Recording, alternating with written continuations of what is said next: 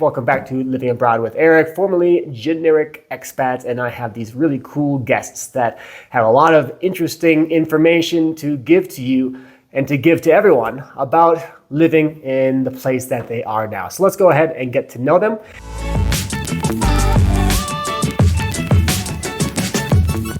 What are your names? My name is Dan. Ruth Morse. Dan Wallander, Ruth Morse. And where are you guys from? I'm originally from Montana, and Ruth is originally from Ohio. And we met and lived in New Mexico most recently in the Albuquerque and Santa Fe area for 26 years. 25, 26, great. And where are we currently now? Cuenca, Ecuador.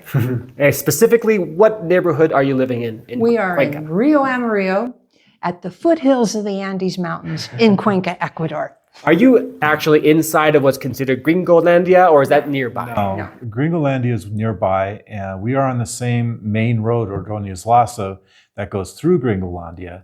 Yeah, I drove that coming through here, so I wasn't sure where it ends and begins, but I was like, okay. We're about 2 kilometers outside Gringolandia. For any of you that are watching my videos about Cuenca and about people living here, that is a pretty popular area, and they're living kind of near it, which it definitely has a different vibe there, which is kind of an interesting place. But I wanted to start off by first talking about how did you guys end up in Cuenca? How did you end up moving here? Because you're living here, correctly, right? And we want to talk about why you left America and how you ended up coming here. What is it that basically drove you here? We came here on vacation originally on a motorcycle tour. We toured around the country for 2 weeks, 4 motorcycles, 4 people.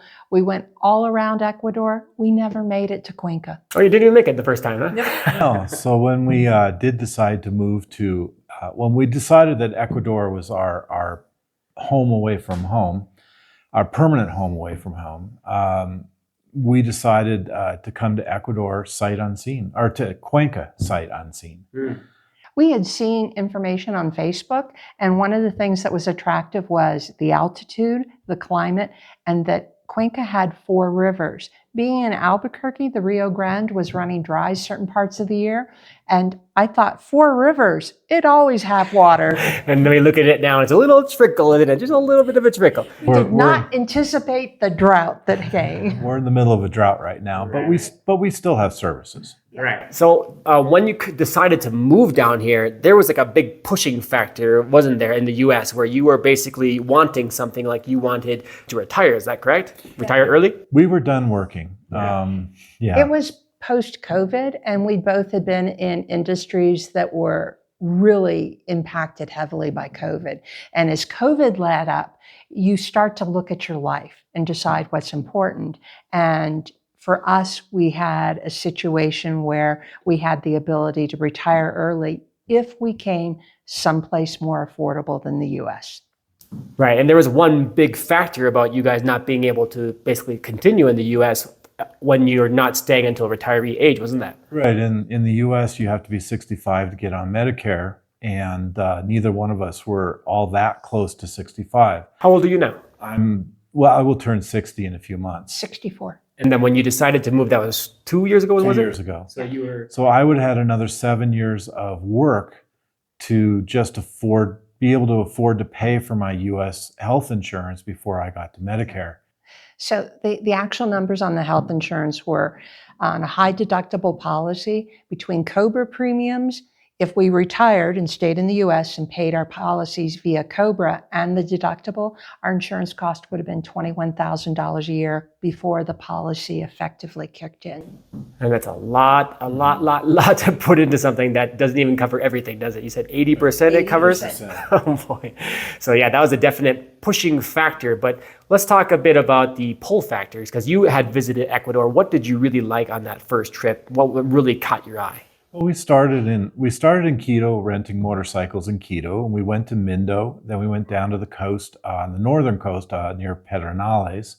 Then down the coast to Puerto Lopez, across the highlands to Baños, Ambato area, and then back to Quito. So we did miss this part of Ecuador, but we got a lot of the rest of it.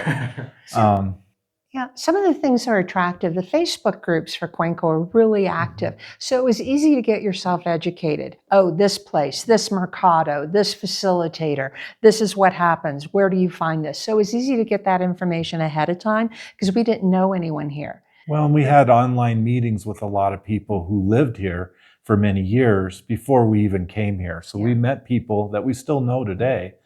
Online. The climate was awesome. The size of the country was attractive. It's almost the same size as New Mexico. But the thing, and it's because of my background, they're on the US dollar. I didn't have conversion cost. I didn't have to worry about runaway inflation. I understood what my financial situation would continue to look like because I didn't have to convert it to another or exchange it to another currency. So you talked about how you worked in finance, and this was a big factor for you. In what way did you work in finance in the U.S.? I was what's called a registered rep, which is a stockbroker's license. Okay, gotcha. So that was kind of a big factor for you. Like, I don't want to worry about like the peso, for example, in Colombia, just up and down, just drastic extremes all the time. So you really enjoyed having that stability here. It was something I understood. There's so much that changes when you move offshore, and it was one less piece of the puzzle to try to figure out. You did this trip to Ecuador, and you never went to Cuenca, but you decided to come to Cuenca. Why did you not decide to go to Quito or some of the other high elevation areas? Because you like the weather of the high elevation cities, right? Like Ambato's a big city, Quito, why not there? Quito was too huge.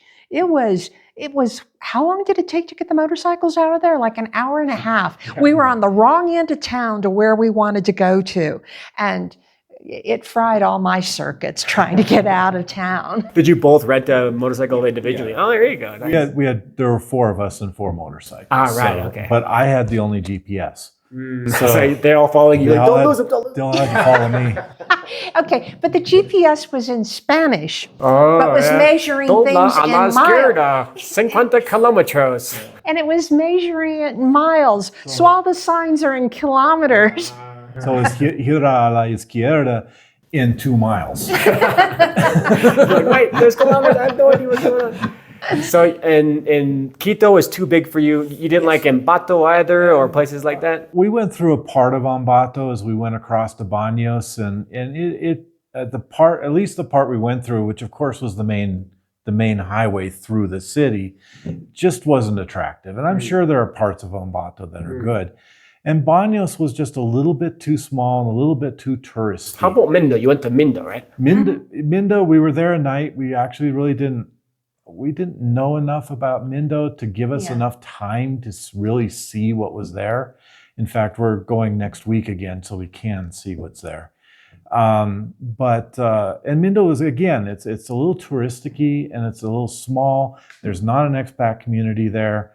And we really wanted the opportunity to be with expats, with an expat community and all the information that has, and also try to be able to integrate ourselves a little bit, at least, into the Ecuadorian culture.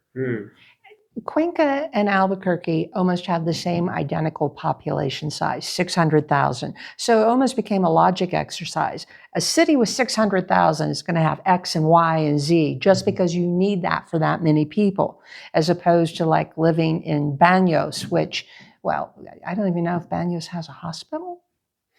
Probably has a clinic or a transfer. So you were feeling very comfortable with a similar sized city from where you were living in the U.S. That makes a lot of sense. I didn't even think about that. We figured it would have many of the same services.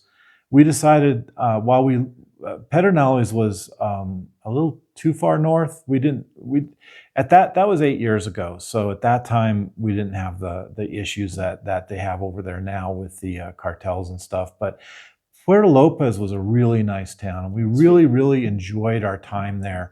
And but again, it's too small and too far away from services that we thought we might need.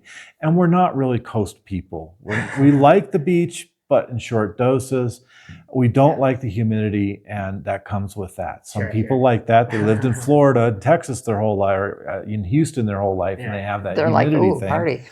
But for us, we really wanted to be in the higher mountains. And where you were living in New Mexico, that was high mountains as well, Yeah, right? That's in the Colorado 6,000 to plateau. 6,000 to 7,000 feet in Albuquerque to Santa Fe, and here we're at 8,600 feet, so a bit higher. So, in an irony of replicating our U.S. lifestyle, where we live now is like the suburbs. It isn't in the happening El Centro, downtown metropolitan Gringolandia. We are in the suburbs, and when we lived in Albuquerque, we were in the suburbs. We were in the bedroom community. But unlike the suburbs in Albuquerque, where the houses are still just as expensive in the suburbs as they are closer to the town center, here, the further away, generally the further away you get from the town center, the less you pay for the same or more house or apartment. Yeah, so the way that the Spanish, when they colonized and they built the cities, the most expensive place is the downtown. And then it goes out and expands beyond that. Whereas in the US, a lot of times the suburbs are the most expensive because they have these really nice areas or super expensive, really nice suburb that's close enough to the city where you're there, but you're also far enough where you have like the peace and whatever. So there's some differences definitely. And I've noticed that I'm staying in Misigata, which is another low-cost area that I have beautiful views of the entire city where I'm from. I'm in this like I'm not even in the residential area. I'm in kind of like what you would call maybe the farm area or something. There's some like there's some kind of taller houses and stuff and tall-ish buildings, but it's mostly like there are farms surrounding me. Like people are farming. They're like growing crops next to my house. So and there's a lady, my neighbor. She had a pet sheep, and I met the pet sheep. Like, oh, look at your sheep. So that's a very important thing for people to understand is the cost of living. Right. And where I'm staying currently now, it's an Airbnb, so you can't really compare. It's apples and oranges because you have a 1-year lease, is it? Yeah. You didn't buy the property here, right? No. We didn't buy the property. We had a 1-year lease, but we are kind of on a sort of month-to-month now. And so the owners are trying to sell the house, but that could take 5 to 10 years to sell a house. So in Latin America, because specifically in Ecuador, because the property taxes are so insanely low. I just talked to a couple property people I just interviewed yesterday. And they're like, yeah, basically in general, the owners, they have zero rush to sell something. So even if something's for sale and rented at the same time, it's very unlikely it'll be sold unless, some random buyer decides to pick it up. And part of it is mortgages in Ecuador are really interesting. So they're somewhere between 5 and 10 years. You might be able to get 15, but they're based on your age. So the max that they'll lend to is someone till the age they get to 70. I'm 64, so if I wanted to get a mortgage, I could only get a 7-year mortgage. Oh, really? Yeah.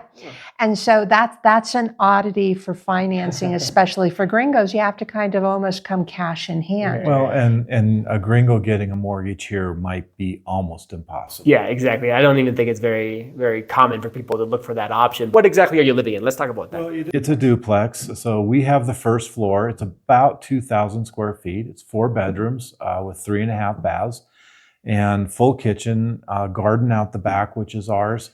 And we're paying less than $500 a month for this. Less than $500 for this? Yes. Wow, that's And an excellent price. We pay $24 a month for electricity for us, and what's our other bill? Oh, the internet's $40 a month. Yeah.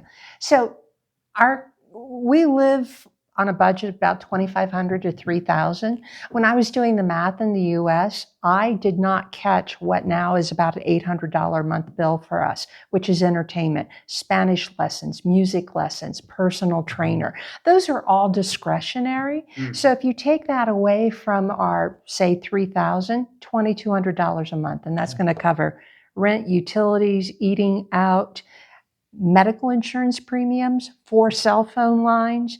The other unexpected cost we got was pet care. Vets are very affordable, but quality pet food is a different story. It's expensive, isn't it? It's $92 for a 7.5 kilogram bag of cat food, which is about a 20-pound bag. It is cheaper for me to feed my cat's hamburger than cat food. And what is the price of that same bag in the US? Same bag. When we left, it was high 40s. I don't know what it is now. About double. Yeah, Yeah. about double, yeah. So speaking of food, because I want to talk a bit about that, and let's not talk so much about cat food, because not everyone has cats. not everyone has cats or dogs, but they're going to be thinking about going out because there's a lot of there's a lot of restaurants and bars and Gringolandia area. I noticed, I was like, man, there's so many places here, because I've barely even been around this area, because I'm in Misicata, I go downtown. I didn't even know much about this place. But so what do you guys spend, for example, per month, and how often do you go out? It's a lot less now than it was at first. We were just talking about that the other day, and we did just go out to dinner with friends of ours, another couple 2 days ago down in El Centro, and I think it was $32 for the two of us. So it depends on where you want to go to eat. If you want to go to the same place the locals do, you can get a really awesome lunch for $3. If Little more in the city, being but- retired, and because you get lonesome for other gringos, a lot of socializing with gringos is eating out. And about $20 to $25 for two people to go and sit down and have a nice meal with great food, $20, $25. And how often do you do that? Sorry. Not that often, really. Not anymore. I mean, at first it was quite a bit, but maybe 3-4 times a month. Now, but we also go out to eat independently Right. with other friends. So I would say that our eating out budget's probably $50 to $60 a week. So we can go to, there's a particular pizza place that we go to, and 2 large pizzas, take out to bring back here or dine in, is about $23. Yeah. And it's good pizza. When I'm roaming around the countryside on my motorcycle, I can get breakfast, desayunos, for as little as about $2.50. And I can get lunch, almuerzos, for anywhere from $2.50 to $4. And that's out in El Campo, it's in the country. So in town, there are actually many places where you can get a $3.50 or $4 lunch. Mine today was $2.50. Yeah, well, it depends upon where you are in town, but yeah. Yeah, you can find them. They're kind of like hidden sometimes, but then you can, the average I'd say is around 3 is definitely true. So you're talking about $60 for the two of you per week going out. Yeah. So that's times 4, it's about maybe $2.50 for that part. Yeah. And then in terms of groceries and So that has a lot of variety to it. If you go to the mercados, produce is incredibly cheap. You cannot carry by yourself $10, $12 worth of produce. It is too much. It is like, it's $1 and you can't hold it in 2 hands. Yeah. If you go to someplace like Supermaxi, when you go to Supermaxi, which is a big local chain, and they have a lot of specialty gringo products. If I want Dawn dish detergent, it's there. If you go to Supermaxi, it is very similar to going to Trader Joe's as far as price goes. That you will come out with 6 bags and you will have spent $80. And there's no booze in those bags. And alcohol is expensive here. To be honest, actually, I want to point this out. I don't know why or how, but I went to Mega Maxi because I ate a lot of spinach. I'm a Popeye. I'm a Popeye guy, and I love spinach. And when I buy spinach from the local mercados, it's always with the vines and stuff. And I don't want that, I don't use that. So I went to Mega Maxi. I was like, okay, whatever. I'll try it out. And it's all nicely, it's the perfect, washed off, picked off, 0 stock. I'm like, oh, wow. Very North American. A 1 week bag of spinach. I'm thinking, I'll probably spend the same as they give me for the full stock. 15 cents. Wow. And I usually spend 60. It was 4 times cheaper at Mega Maxi. I don't know why or how. Now that one's really... That was a weird one. So, but I mean, the funny thing about the Mercado, you walk in there and I don't recognize half the produce. You don't realize how streamlined North American grocery stores are. It's like, it's a Roma tomato, it's iceberg lettuce. And I go in, I'm like, is this food? What is this stuff? Yeah. I mean, there's a squash, looks like an acorn squash that is the size of an ottoman. And they slice you out a chunk and you're like, oh, thanks. You can buy a $1 or $2 chunk of it. But the Mercados, the mercados, it depends upon which mercado you go to as well. Some of the mercados have better vendors than others and better produce than others. The nice thing about like the bigger mercados is that if the apples at this one don't look good, you can just go to the next one. And we can get, what is it? It's probably about 10 delicious apples for $3. That's 15. Yeah, about three for $1 is about $3 standard for a lot of fruit. Mango, same, 3 for $1. But it's strange. The butcher counters, it's all open air. And so there'll be piles of these chickens. And it feels very strange because in the US, it's like, well, everything comes in a blister pack and it's all sealed. And this chicken's just kind of out in the middle of nowhere. And so we developed like our own favorite meat counters, and same for the seafood counters. And it's kind of a fact of life, and it sounds weird to see raw meat in the open air, but you actually kind of get used to it. What is also different is the cuts of meat are different, and I never would have anticipated that. And so it's like a steak looks a lot different, and pork chops look a little bit different, and there aren't the specialty cuts that you're familiar with.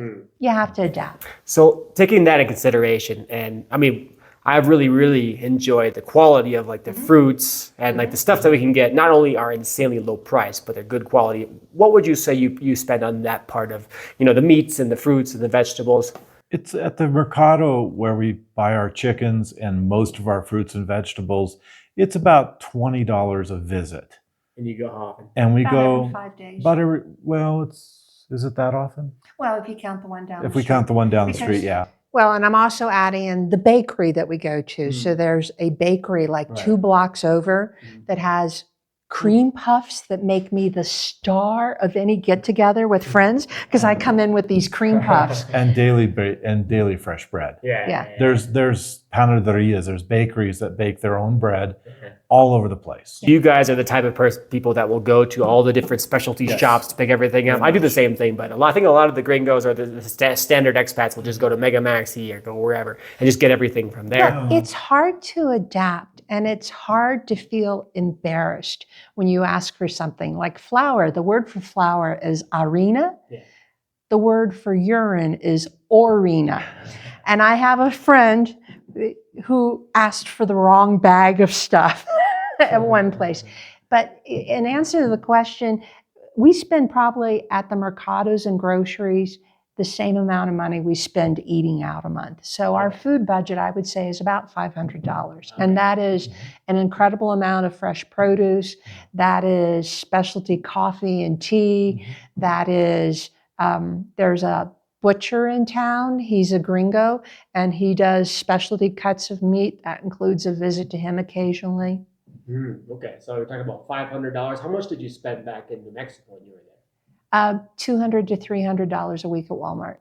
At Walmart, so the absolute lowest cost place would still be about and double Sam's, cost. Well, we would do a lot at Sam's Club, and that's ancillary things like picking up toilet paper and cat litter. But it was getting getting bigger, and we have, I feel, better quality food here. The tomatoes and the carrots and the apples taste really delicious, where in the US, sometimes you get an orange and you open it up and it's like styrofoam biomass on the inside. You're like, is this food? Has no juice. But the other thing is a lot of the stuff here, like especially the stuff that's grown in Ecuador or near Ecuador, like the pineapples, the bananas, that kind of stuff, and the cantaloupe, that's all fresh, vine ripened fruit. So when you pick up a cantaloupe for $1 and slice it open, when you get home, it's ready to eat, and it is absolutely amazing. And it lasts longer than the produce that's been transported in North America. When we first got here, I learned the mistake: do not get $1 worth of bananas unless you want to make banana bread. It's like because $1 worth. Yeah, it was like. So one other thing that I mentioned to people, especially in Arequipa when I was in southern Peru, it's a very dry city. So being high in the mountains and in dry places, fruit and vegetables tend to last longer. They don't go bad quickly. And on the coast and humid places, they tend to go quickly. So another benefit of living here for fruit and vegetables, for sure, is definitely having that stuff last and it doesn't go spoil really quickly. Yet within 2 blocks of our place, there's 3 small tiendas where you can buy fresh fruit every day of the week. So you don't have to go all the way down to the mercado to get this stuff. You can just walk. I mean, we have one block away. You can go buy fresh bananas, fresh melons, anything you want. Not anything, but a lot of stuff right there.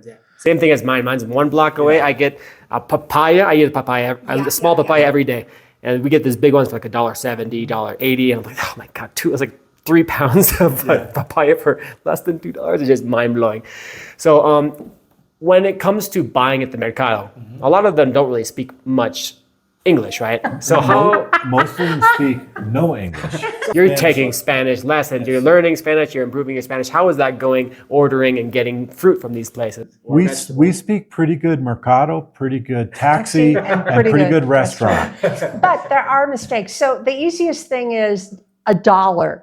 Quisiera $1. They get that, and you point and you grunt. So, but some things don't translate. Like in Spanish, when the phrase for giving birth is dar la luz, give to the light. And so one of the mistakes I did at the mercado is I asked for dragon fruit, called it frute de dragón. It's not called that. It's patajitas. And when I went to ask for eggplant, planta de huevos, the lady in the tienda almost laughed herself into a bladder accident. and they're just like, what? So for anyone that doesn't know, huevos in Spanish generally refers to balls. All right. So when you talk about huevos, it doesn't really refer to the chicken huevos, chicken eggs. Usually talks about men's reproductive organs. Yeah. So when she asked for that, they must have loved it. And now they kind of see me coming, and they're like, because they know I'm going to spend $8, $10, and they're like, what else do you need? And if I don't know the Spanish word, we just point. But that is the other advantage to being a gringo in Cuenca is they do see you coming. And if they've had an interaction, a positive interaction with you before, you will have another positive interaction with them this time. They not only remember you as a gringo or a gringa, they remember you as a person because they recognize you. And that's really nice here. The vendors that we use regularly are all really happy to see us. They know we're going to drop 18, 19, 20 bucks. They're all really helpful. And a lot of times, so they'll give you what's called a yapa, and it's a little bit extra. So when you spend 20 bucks, it's like, oh, a yapa, here have 2 papayas, or here have an avocado. Right. And it's just an acknowledgement of appreciation, and it's sweet. So for those that don't know much about Ecuadorian culture, I just learned this yesterday, actually. Yapa is from Quechua, right? From the local indigenous language, which means a little bit extra or something, or a present or something. Like a baker's dozen is 13 pieces, rather 12. I think that's the closest equivalent. When it comes to making mistakes in Spanish, I mean, I've done it myself many times. And, you're going to make mistakes when you're learning. It's just part of the process of picking up the language. And, it's good that you guys are taking lessons, because the least you can show in respect is to the locals is to try your best at speaking what you can with the effort you can put into it. You're not expected to be fluent. Have you guys had any situations or funny stories about speaking Spanish here? Besides the huevo story? Oh, this one's worse. So, you have to understand that I was like Hermione Granger when I was in grade school. Pick me, I know the answer. And I still have that in my adult personality. We were in Corral, which is the equivalent of like a Target or a Walmart here. Yeah. And we were going through the checkout line, and the cashier asked me if I had exact change. And I was so excited because this is like the first couple of months we were there. And I understood the question. And I also had the answer. I had the words, I had the verb, I had the right gender on the noun, and I was good to go. So one of the things you have to understand is Ecuador uses the dollar, but they don't use the same words for the coins. You can't say it's $1.25. You can't say it's $1.25. You have to say it's $1.25.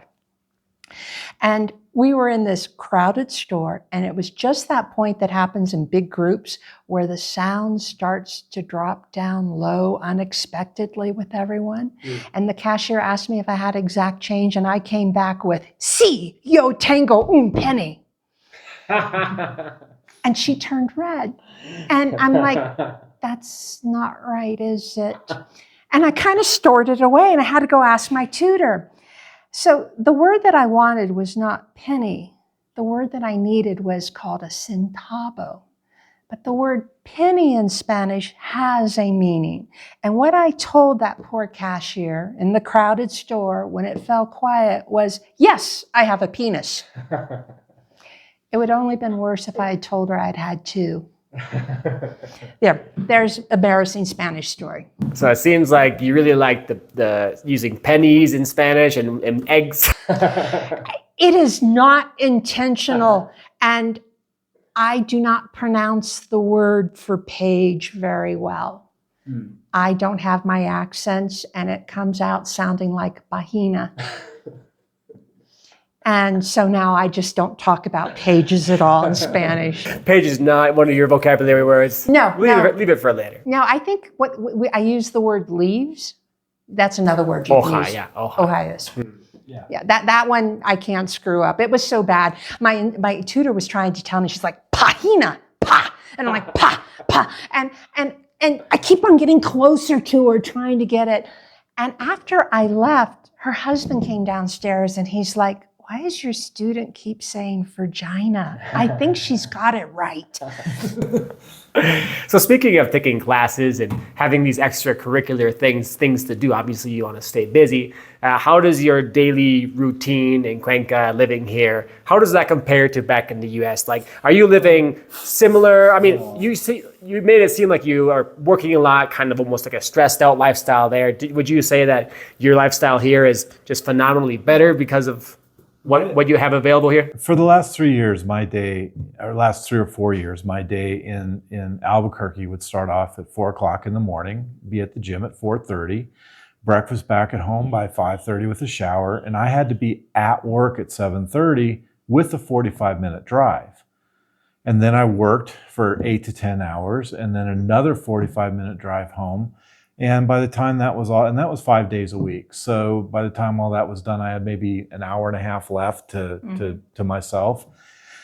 And so that was my day. That was just the way it was. And I did have weekends, but here I'm retired. I'm not working. So I don't have that kind of stuff. I can get up when I want. I can go where I want, go to bed when I want, all that kind of stuff. But I do have a routine. I have right now I have 3 sessions of Spanish, one on Monday, one on Tuesday, and one on Wednesday for 4 hours total. I also have a cribbage club I go to once a week. I have currently I meet with friends for playing music twice a week. We have... You meet with Bones? He plays ukulele, right? Yeah. Mm-hmm. So, and we meet twice a week now to do that. So I'm really busy. I'm generally out of the house almost every day to do something. I also ride motorcycles, so I do have those trips. I don't use the motorcycle for daily travel, but I do use the motorcycle to go visit places out in the country. So I've got that too. I have a fairly busy life, but none of it's mandatory. Mm-hmm. Exactly. So by the way, you have this little feline here. What's this little cat's name? This is Bumble. And you brought Bumble from the US, right? Yeah, we found Bumble in Kansas, and he followed us around for a number of years, and he got to go on 3 plane rides to get here. He was not in love with them. Can you summarize the process of bringing Bumble over? Was it easier or more difficult than you had expected? Oh, man. I wanted to back up a little bit on doing things with your day. I think one of the most important things when you're an expat to bring besides language skills are hobbies. Mm-hmm. Because if you suddenly crash land into retirement, you are going to be at a loss. And there's lots of opportunities if you move into a place, either you can integrate with the population or there's a gringo population that you can explore your hobbies. Bringing kitty cats to Ecuador. It was about $950 between vet visits, certifications, and plane fare. For 2 cats. Yeah, so we had to get what's called a USDA certificate of inspection, and it's a certain list of things and documents submitted to the USDA that use to bring your animal in through customs into the country. Our cats flew in cabin. It was a little bit simpler than animals that fly cargo. Animals that fly cargo have different restrictions, usually temperature related, so they won't fly them in cargo out of Phoenix in July, or they won't fly them out of frozen Nova Scotia in January. Our process was we got them all their vaccinations redone, got medical tests, got their USDA certification, and then we flew here with them.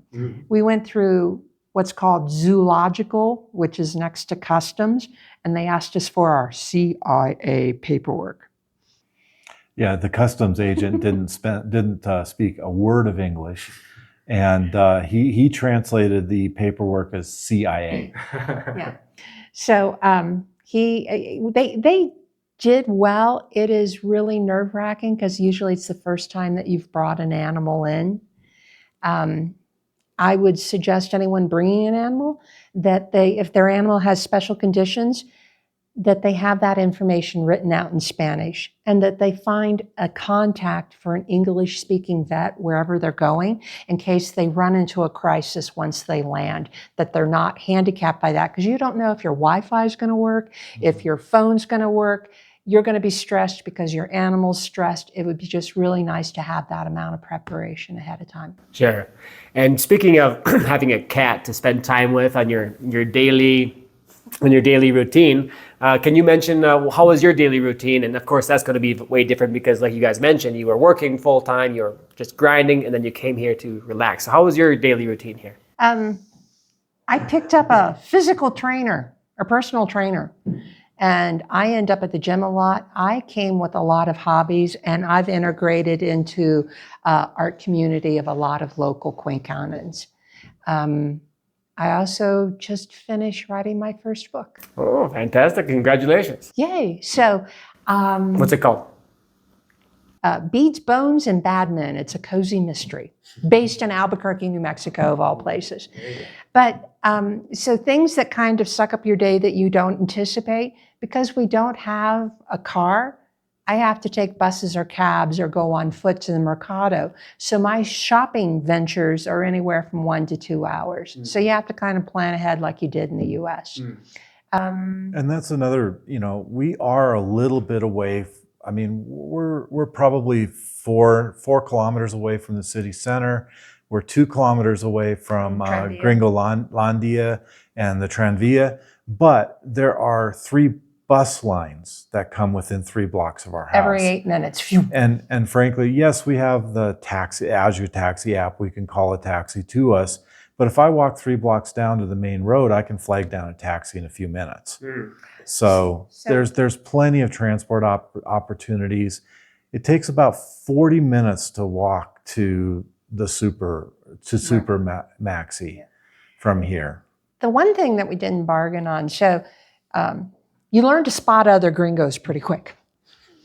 And it is very rare that either one of us don't go out during the day and run across someone we know. So then I'm like, okay, well, I got to budget like an hour for coffee because we're going to go visit. Not uncommon. I always had this fantasy living in a small town that you would meet and chat with people all the time. And I realize that isn't practical, but it happens a lot in Cuenca. And if I don't see someone I know, I'm like, what happened? Well, and the thing with the buses I never lived anywhere where public transportation was a part of the mix. It just didn't exist, or it didn't exist to take me where I wanted, when I wanted. And so this is the first place I have ever lived where public transportation actually works, and it's inexpensive. What do you pay for the buses, by the way? 30 cents a ride. Once you're 65, it's half price. 15 cents, I heard. 50 That's cents, insane. yeah. Or 17 cents, and the Tranvia is 17 cents. Yeah. Once you're 65. Right. Yeah.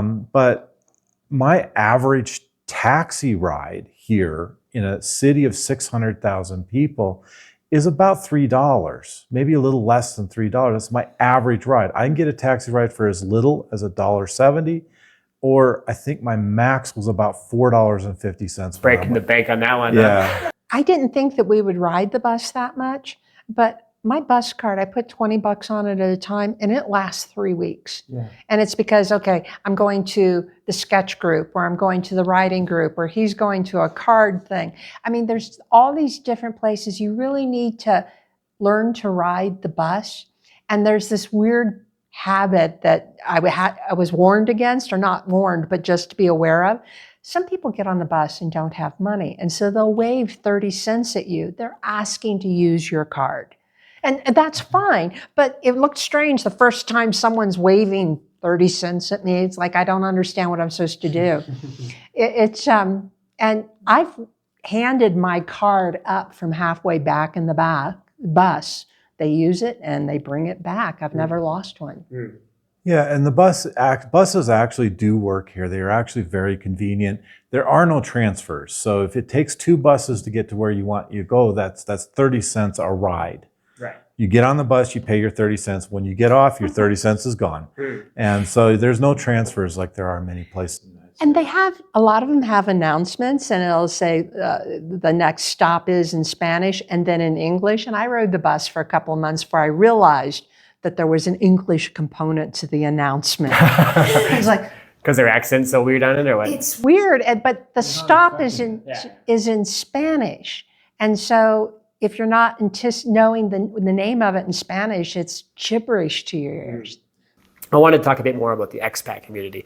You mentioned when you first came, you joined the Facebook groups. Which Facebook groups are you part of? The expat groups. Let's talk about maybe the 2 most useful ones that you. Gringo Post is expats in Cuenca, and Gringo Post are probably the 2 most useful. Do you use them to like meet up with people as well, or at the beginning before you knew people? In the beginning, yes. Now it's more for information. And we'll reach out occasionally to new people asking questions on the forums. It's like, hey, if you want a field trip through the Mercado, here's my contact information. Or if you want someone to help you to take you, go get your Tranvia card and your bus card.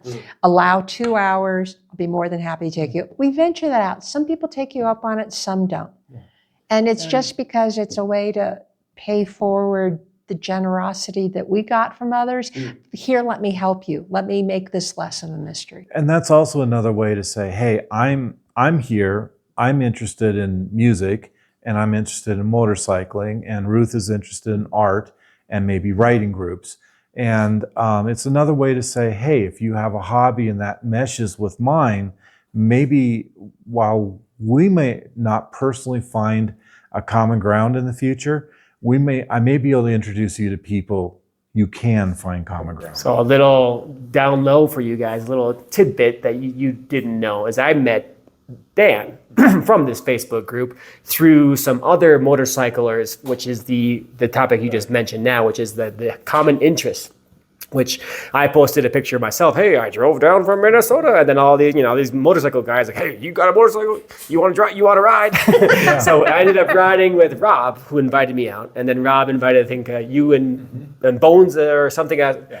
This whole group ended up driving out, and we ended up meeting through a Facebook group. So just to make it a bit more of an understandable idea, this is how we know each other, is from Facebook groups. So that's the power of Facebook groups here in Cuenca. Besides the using Facebook groups, how is the expat community? I mean, when you're walking around the street, like you said, you see people you know every single day, like in general, they're just super friendly. I mean, how is the expat community? The people that we know, of course, are super friendly because we know them. We've had common experiences. But oftentimes, I guess it depends upon what my mood is at the moment too. Because if I'm in a hurry to get somewhere, if I have an appointment, I'm kind of like, no, I don't see you.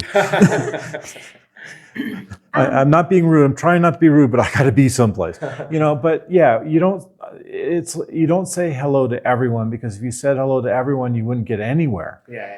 So it kind of depends. You run across people. Gringos in Cuenca in our age cohort are a similar demographic, okay? We've come here for a variety of reasons. We weren't hindered by responsibilities for children or grandchildren or living parents. And so when you don't have those external pressures like we would have when we lived in Albuquerque, there's more freedom and there's a lot of introduction. WhatsApp is so critical. Being able to use that and share contacts. When Susan and Kate arrived, I'm like, okay, here's a plumber, and here's a mixto, and this is the doctor, and this is the pharmacist that speaks English. And I just filled up our WhatsApp with real quick contacts. And there's just, in answer overall, I think the population is really generous. Very You generous. are going to find your curmudgeons no matter what, but there are so many that if I find somebody that's an awful curmudgeon, I don't have to interact with them.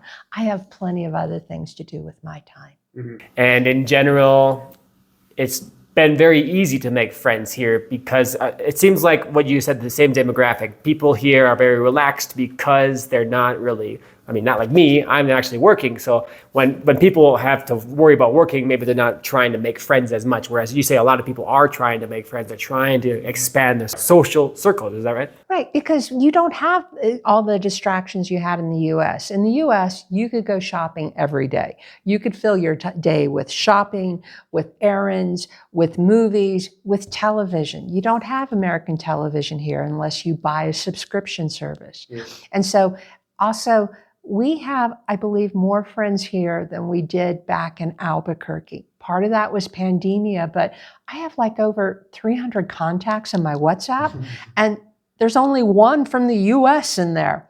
All the rest of them are new people, new businesses, new services I've had to use here. And WhatsApp isn't used heavily in the Almost nothing, yeah. I had to force my family, my dad when he was alive, my mom, she still uses it with me and my uncle. I think with my uncle, my sister, and my mom, I'm the only person on their WhatsApp. It's just Eric. For Cuenca and for Ecuador, as much as we may not like to be on Facebook, Facebook really is instrumental in integrating and finding groups of common interest here, because Facebook really is used very extensively, especially by the expat community here. It's more Facebook than X or any other kind of social network. Facebook is what people use. WhatsApp is a part of Facebook, so it integrates. And it's your communication tool here. It's what you use to message people. But Facebook is generational. Our generation statistically is more likely to use Facebook. Most of the local businesses use Instagram. Yeah, definitely. Yeah. Instagram is, in Latin America in general, it's just a much more common thing to use. I'm not sure why. And it's definitely with my demographic, my age group, like getting Facebook, they're like, I don't use that, right? But everyone has Instagram. And I mean, I grew up with it, Facebook as well. I love Facebook. I have more pictures on Facebook than Instagram, but I totally get you. Yeah, using that, especially for the demographic you're talking about, that's going to be the best way to go about getting some contacts and researching things all around. Just getting your questions answered. You know, I have enough Spanish to ask questions. I do not have enough Spanish for the variety of answer I might get. You know, I have this little thing. Estoy estudiante de español. Lo siento, yo tengo una pregunta, pero no tengo muchas palabras por comprehension. And they're like, And then they come up with an answer, and I'm like, even when you tell them to go slow and don't be so like in depth, they still like blah, blah, blah, blah. You're like, oh, okay, great. Talk to me like I am 2 years old. Right. Perfect. So guys, what is one of the major costs in Ecuador that really surprised you about being here? Something you weren't expecting, or maybe you thought maybe it was going to be cheaper or different, but it actually ended up being way different than you thought? Healthcare. I mean, we live on a little bit more than what our healthcare premium would have been in the U.S. That's true. Okay, there's the big one.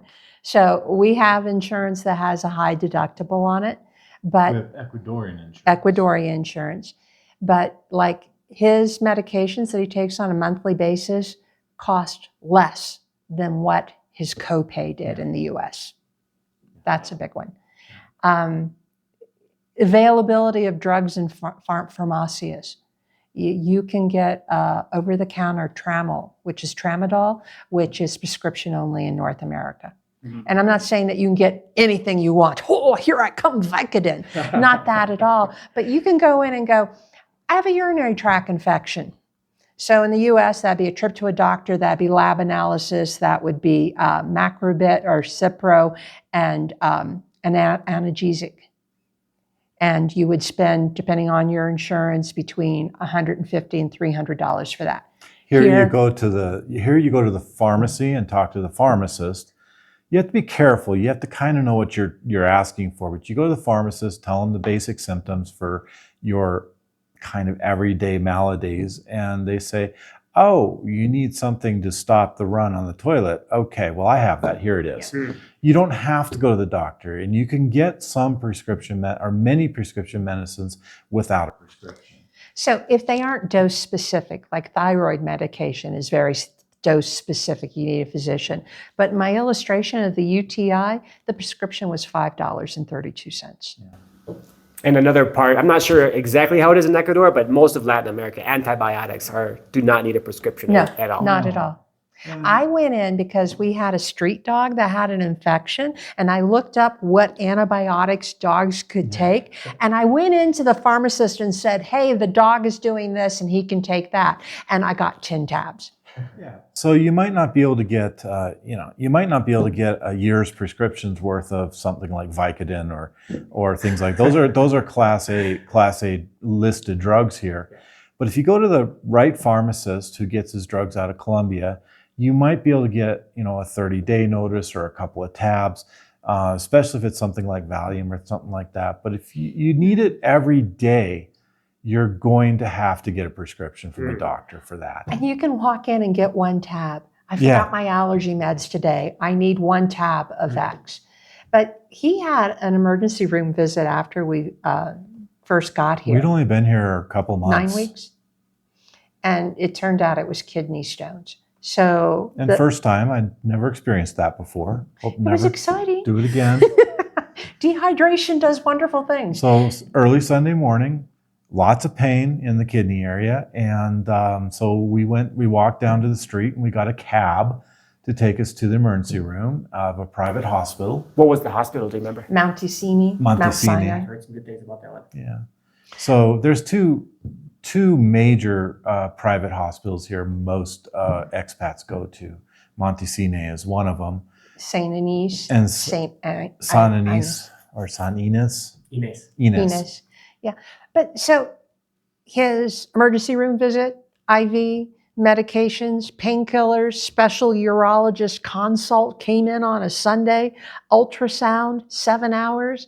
We walked out for $311. In the US, you would be billed for your ER visit right around the tune of $500. Your physician, your ER physician, would be another $175. Your specialty consult, if they came in, anticipate about $250. Your IV bag, I don't know, but some hospitals are now charging for putting medicine in the bag. And the study I saw recently, that's called an IV push, $575 for the physical act of putting the medication in the bag. Plus the ultrasound be between $100 and $300. And the ultrasound technician is a separate charge. And you'd have to be read by a radiologist, if not by the urologist. So we got in and out of the hospital for less than what our deductible would have been in the US, which would have been about $500. And you said you paid for all of this in cash with no insurance. We went up with our credit card. Went up with a US credit card and paid for it at the pharmacy, got a receipt. She went up and paid for it, got the receipt, took it back to the ER, and the ER then called the doctor to discharge us. Yeah. So other cost, all in, knee replacement, $7,000. We know someone that had 2 really serious shoulder surgeries, and that was right around $11,000 for the 2 of them combined. Mm-hmm. Pacemaker was right around $6,800. These are all outside insurance. No insurance included, just walking cash. in. Yeah. Walking and you have insurance now? We had insurance then too, but it wasn't enough because we have a high deductible Ecuadorian insurance policy, $311 wasn't enough to bother. Oh, it has to go up to a certain amount? Well, it just wasn't worth it. Yeah, but we pay $125 a month for health insurance. It's not going to work well for paying for his blood pressure medications, but it's going to work really well if we get hit by a car. Okay, so it has to be up above a certain amount. What is that threshold? 500, so just below that. Yeah. So I wanted to ask about that kidney stone experience, because being in a different country, in a different hospital, it can be a bit traumatizing if it's different from what you're expecting, or less comfortable than what you were thinking. How did you feel going in there? Did you wish, I wish I was back in the U.S., the U.S. hospitals? No, because I knew how expensive that would be.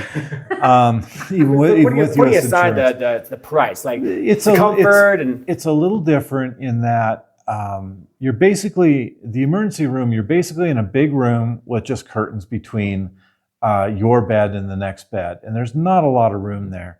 The emergency rooms I've been in the United States have been much larger rooms that you end up putting in. They generally have a door on them, not a curtain. Yeah. Type of thing. So there's no privacy. There's no privacy here, and there's no HIPAA, there's no privacy.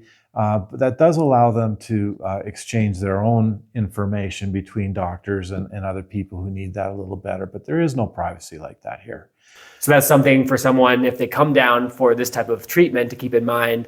It's not going to be that same type of privacy, type of comfort they'll have back in the US. But if you're in, we have a friend who had a hernia taken care of while they were here. And they got a private room with a private bathroom. Not only one door, but they had a little areas for people to sit, and then another solid door to the hallway. So they had a lot of privacy. They were kept overnight. And that whole experience was really easy for them. It was quiet. It was private. They had their own bathroom. They had their own room. It was $1,500. And it was $1,500 for cash all in. And I went to pick him up to take him home. And before he could be discharged, the nurse came in, put him in a wheelchair, and had a man come along who wheeled us down to the pharmacy, which apparently has the only credit card machine, where he had to pay for everything.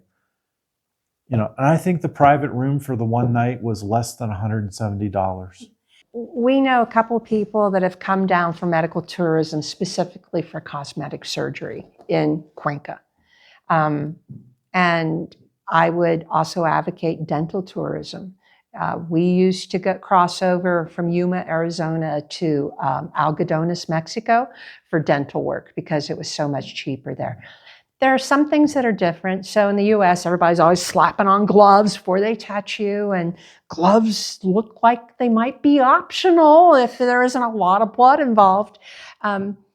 It looks different. And if you are not flexible, that would be a little unnerving. But I didn't feel that the ER was dirty. No, it wasn't. I didn't feel that the people were rude. No. I didn't feel, we popped up to an ultrasound tech, and that equipment looked like anything else that you ever see.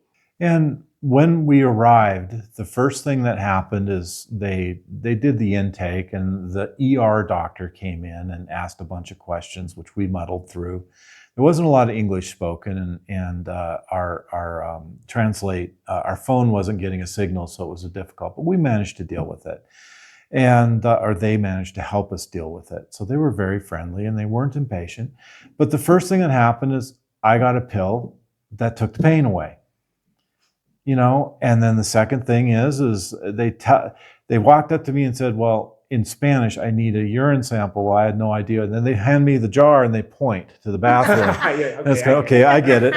Hand gestures work a lot. And then they set up, and then the urologist came in and he ordered the other tests and things like that. But also one of the first things they did was they drew a blood sample, and they do their own lab work right then and there. By the time the urologist got there physically, they had the results. So it was very quick. There wasn't, I think the big difference was, so there's IESS, which is the public health insurance, there aren't things like urgent cares here, but there was nobody in the waiting room. And while we were there, the only person that came in was a tourist who had problems with nausea. In the US, you can sit in the ER waiting room for 6 hours unless you're a cardiac patient. I mean, we weren't even sure where we were supposed to go, because in the US, you go to a waiting room, and then you go to a window, and then you go back to the waiting room, and maybe you got called up back to the window, and then you go back to the waiting room. There was no waiting room. We kind of walked up to the nurse's walked station. in and kind of went, is this where we're supposed to go? Yeah. And they said, yes. Sit down, here's the doctor. Sit down. Well, Yeah, and then they took me to a private bed and screened off. It had the curtains, so I had a little privacy. Yeah, that was really unique. It wasn't as much waiting. No, it was, but it could be if it were a busy night. Right. But that's kind of one of the things that we as Americans, considering that we think we have the best healthcare in the world, and we think that it's the fastest and the most efficient, we're always like, oh, we're the most efficient country in the world. And then you see this healthcare process and you're like, wait, what? Yeah. So much faster? So much faster for cheaper? Potentially. It wasn't fancy. It was really effective. It was fast. It solved the problem. Yeah. In Ecuador, it's going to be hard for you to get a heart transplant, but your heart attack will get treated just as well as it does in the US. Ambulances are a little different here. They do have ambulances. You call 911, just like in the United States. And if you start speaking English, they will get an English operator. There you go. And but it might take a little while. And you have to tell them where you are. And of course, our house out here has a street name, but there's no house number, so there's no address here. Right. That's unique to hear. But the ambulance comes, they put you in it, and really what the ambulance is they're just trying to keep you from jumping out of the ambulance, and they're trying to get you to the hospital. They're not stocked with a lot of stuff. They don't have the constellation of meds. Our vet, her husband's works in an ambulance, and he doesn't speak any English. And he has stories about sometimes it's hard to get people down elevators because the elevators are small. They don't hold a gurney out flat, and how he's had to pantomime for someone having a heart attack, asking if they had pain in their left arm and what are their medicines as they're trying to load them up. But they got him to the hospital. That was the important part. Yeah, their job is just to get you to the hospital. That's what their job is. So in general, for people considering getting medical tourism, I think the idea is kind of in general, if you want to not pay the super high cost of like the best place, you're going to have to accept just the no frills, get everything done as quickly and best as possible. I have an ancillary story. My mother in October tried to get a appointment with a neurologist in Albuquerque, New Mexico. It was a non-critical appointment. She's on Medicare. Her first available appointment is May. So she is looking at 7 months to get in to see a neurologist for something. Here, my venture would be probably about 3 days. I wanted to have you guys chat a bit about your visa situation and how you think it's best that you have this visa compared to the other ones. Well, the visa we have is relatively new. They came up with it just before we started the visa process a little over 2 years ago. It's called a professional or education visa. And basically what it is if you have a 4-year college degree from an accredited university in the United States or in Canada or wherever you come from, you can get a visa here in Ecuador. Yeah. So a professional visa is a 4-year college degree taken with in-person classes. And you submit a copy of your diploma, a copy of your transcript, and a notarized document from your university saying these were taken in-person classes. So no online universities, like National American University is a big online university in the US.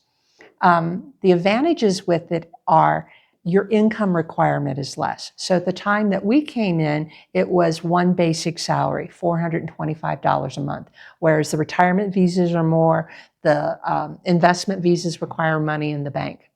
Because we both have college degrees, our visas are independent of each other. So if something happens to the other, if one of us dies, the other one isn't stranded on a dependent visa. What are the main benefits from having this type of visa in comparison to the retirement or the other types? I mean, we talked about how it's a different price threshold. What other benefits are there? We get to come down earlier. We came down when we were 62 and 57. We didn't have retirement money. Our income amount is less, so we were able, it was more affordable for us to come in at that point in time. And Ecuador had the ability to recognize, hey, you have college degrees, come on aboard. You didn't want the investment visa. Working in finance a lot, you saw a lot of risk in that. What was the risk that you saw in that? Oh, that one's kind of a hard one. No, because libel laws, you can't say a lot of bad things. Okay. And there's nothing bad with the banking system, but we would have needed in excess of $40,000. It would have been locked up in a CD, and we were using the proceeds of our house to live these first couple of years before we started to get retirement income. So it was, I only have one pot of money. If I put it in the bank and lock it up on an investment visa, what am I going to eat? So that was one of the advantages. The investment visa required at the time $40,000 per visa. Right. So it had been $80,000 for the two of us. And that money would have been locked up for 2 years. Yeah. So for people that are in a situation where putting all of that into that type of investment visa, you need at least maybe double or triple that to have for just your spending money, right? Because it cost us almost $25,000 to come down here. $25,000. What did that include? So that was airfares, pet transportation, Airbnb, visas, and almost $8,000 for a thing that fits in a container called a lift van. So we brought $8,000 worth of personal possessions. Okay, gotcha. Do you have any regrets about bringing certain things down, or everything you brought down is your... We wish we brought a couple more items. So a lift van is 10 feet of a 20-foot, or it's a 25% of a 20-foot container is basically what it is. But we brought some of our artwork. I brought musical instruments. We brought things largely that we wouldn't be able to replace by buying them here. Like yes, when you have big feet, you need big shoes. Yes. Ecuadorians don't have big feet. And anything cotton. Yeah. If you like real cotton clothing or real cotton sheets, you need to bring that. But there's just certain, yes, I can buy a guitar here, but I can't buy the guitars I have here. So I brought that stuff. So going back to the visa situation, I wanted to just make it really clear that you mentioned that when you first started the visa process, it was around $400 threshold, and then it actually changed as you were doing your temporary to permanent visa, right? To $500. And then so you had to show a bit more. So there's quite a bit of change, and those numbers are fluid. Yes. For people that are doing these processes, they need to know that, okay, well, you could start like one thing and then it could end a different thing, right? And that's what happened to you guys. Yeah, and you have to understand, Latin American countries are really nimble. Normally you get like this announcement ahead of time that something's changing. Here you can wake up and shazam, it's changed overnight. Surprise. You just have to be flexible with it. Right.